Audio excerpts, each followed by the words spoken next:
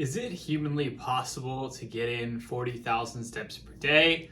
Yes, it is. I have done it. However, I do not recommend it for virtually anybody, pretty much no matter what your fitness goals are. So I want to talk a little bit today about precisely why I decided to do 40,000 steps per day for a while, and precisely why it's a terrible idea for pretty much everybody. For a bit of background, 10,000 steps per day is considered kind of like a target that you hear tossed around a lot. It's a number that was pretty much just made up at some point. It's not to say that there isn't scientific evidence behind it. So in general, the scientific evidence tends to say that the more steps you get, the better, pretty much forever. However, there are likely to be diminishing returns after a certain point, and so I would not recommend that you try and stick to any specific number, but instead just try and get in as many steps as you can for general health and not beat yourself up if you can't hit any specific number. I would say that you'll probably start to experience diminishing returns around after about 6,000, 7,000, 8,000 steps per day. 10,000 steps per day is not necessarily any special target. It is just, a number that is nice and round that a lot of people like. For weight loss, you typically see that people recommend a bit more, something like 15 or 20,000 steps per day. And that's in part because that just helps keep your metabolism really high when you are cutting weight. This tends to cause your metabolism to drop pretty significantly. And of course, your non-exercise activity can also drop pretty significantly as well, simply because you have a lot less energy to do things.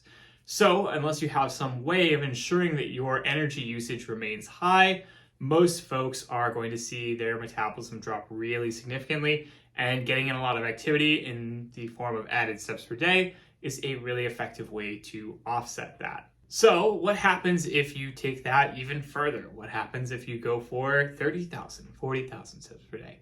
Let's explore that. So for those of you who are new to this channel, my name is Adam. I have been lifting for over 15 years, and I have been coaching people for over 10 of those years. So I know quite a lot when it comes to fitness. This here is the Himbo project, which means that, of course, I am a terrible person who makes a lot of mistakes and tries to learn from my mistakes via trial and error. I knew that it was a terrible idea to try and do 40,000 steps per day, but I did it anyway. I'm here to confirm, yes, it is a terrible idea. Don't hesitate to smash that like button, help level up the channel, and help bless Himbos everywhere with the ability to hit an ungodly number of steps, however many steps they would like to get in per day.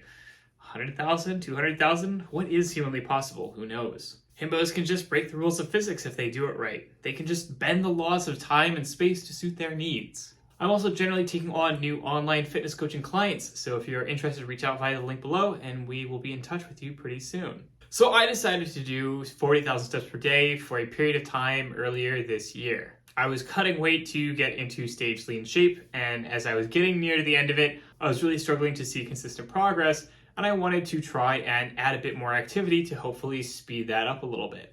I was already typically doing about 10, 15, 20,000 steps per day, along with basically lifting 5 days a week. And I was getting very, very, very close to my goal weight, but I wasn't quite there yet, and those last few pounds were just really, really killing me. So I decided, hey, let's try and dial up those steps, go for something like 30 or 40,000 a day, and see what happens. Again, in advance, I was aware that this is a terrible idea, but I decided to try anyway. The end result is probably pretty disappointing. My expenditure did increase a little bit, but not nearly as much as basically doubling the number of steps per day that I was getting in would lead you to believe. Additionally, I suffered really, really intense side effects as a result of this. I just felt like crap a lot of the time. Sometimes I would just be stricken with fatigue, where I would just feel like crap for 4 to 6 hours out of the day. Taking a nap wouldn't do anything, taking some rest wouldn't do anything, and I would just still feel bad. It would take a really, really long time to recover from that. I was often very brain foggy. I often had intestinal issues. I often had digestion issues. Sometimes I would wake up in the morning basically after a full night's rest being so tired and so fatigued that often I would just struggle to get out of bed. We're talking my legs were so sore from just the constant amount of activity that I was doing that it was just really a struggle to actually get moving in the beginning of the day. It also just meant that, of course, I was spending virtually all of my time getting in steps. As a result, it was very, very difficult to do a lot of the other things that I wanted to do in my life simply because I had to spend so much time dedicated to getting in more steps walking. A typical walking pace is somewhere around about 5,000 to 7,000 steps per hour, which means that if I'm going to be getting in 40,000 steps per day, that means that it's going to take me about 6 hours or so of continuous walking to be able to get in all of those steps. Typically, my normal routine, I spend about an hour walking, just basically going to the store and back, and then of course maybe a little bit of extra walking going to the gym or just moving around the house, but that's about it. And that leaves obviously hours and hours and hours of steps that I would have to complete, basically a full-time job just getting steps in order to stay on top of everything. Basically, the only reason I was able to keep up with this is because I have a really cool home desk setup, standing desk, along with an under-desk treadmill, which made it possible to get in steps while I was doing my ordinary work throughout the day. I also have a small stepper / elliptical thing, which I use when I am sitting in front of the TV in the evening, which is not quite the same, but I still counted that as steps as well and logged that in my apps accordingly. And I cannot be clear enough. This is a privileged setup that basically most people will not be able to make use of. Most people do not have the money to spend on an under-desk treadmill. Most people do not have the luxury of working from home. It is not something that is available to everybody. It is only possible because I have this very specific setup and I am privileged to have that. If I'm talking to like an ordinary person who has a normal job, who does not have a sit-stand desk at home, like how am I going to say, hey, you should get in 6 or 7 hours of cardio a day? That's absolutely absurd, would not be physically, humanly possible for most people, and was really a struggle for me, again, even though I have basically the ideal setup for it. Even then, it was very, very difficult. Oftentimes, I'd be doing cardio for like a couple hours straight, and my legs would get so tired that I would just have to like sit and like lie for like an hour before I would have the energy to even move at all again.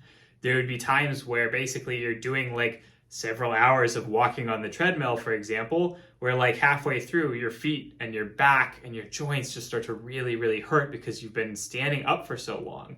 And then, of course, it's like a big effort to take the treadmill out from under this desk, put it back up against the wall, get my desk back down to seated position. And by that point, it like doesn't, it's like a struggle just to have the energy to do all of those things because you've just expended so much energy doing hours of cardio. And so I have to do all of that just to be able to get back down into a sitting at my desk position where I can rest. I also did not accelerate my progress towards my goal weight any faster as a result. So there is a well-known effect in the literature called the constrained model of energy expenditure. So what most people tend to think of when they think of expending energy is that it is what is called the additive model, which is basically that every time you get in a single step, that represents some number of calories, maybe a fraction of a calorie, whatever the case is, that you are burning. And so if you just keep adding in steps, then that means that the amount of calories that you burn should scale linearly forever. That is not the case all the time. It is sometimes the case when you generally have basically an energy-rich environment, your body has a lot of calories, it doesn't have to worry about things. But when your body is in a calorie deficit, it's cutting into your fat stores, does not have a ton of free energy. It is trying to do everything it can to save energy. It's trying to prevent you from continually losing more weight. And so as a result, what happens is the constrained model kicks in. So in the constrained model of energy expenditure, yes, you do burn more calories by doing more activity, but it very quickly starts to plateau. There are diminishing returns, it levels off. And the reason for that is because your body will do everything it can to turn down your metabolism elsewhere so that you are maintaining calories, so you're continuing to have some reserve calories in case you just really need them.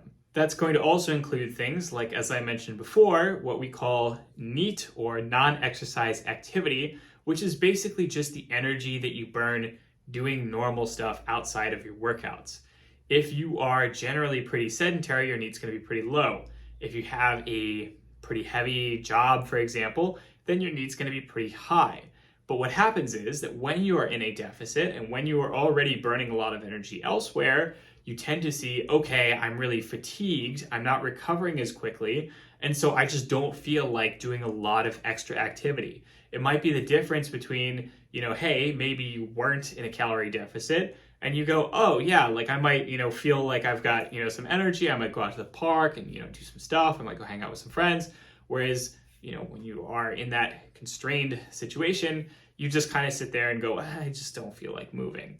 And it may not seem like that accounts for very much, but it does. It can mean quite a big difference in terms of just how many calories you're actually burning. And so what happens is, as you add more and more activity into the picture, yes, you are burning more calories, but there are diminishing returns, and it starts to plateau very quickly past a certain point.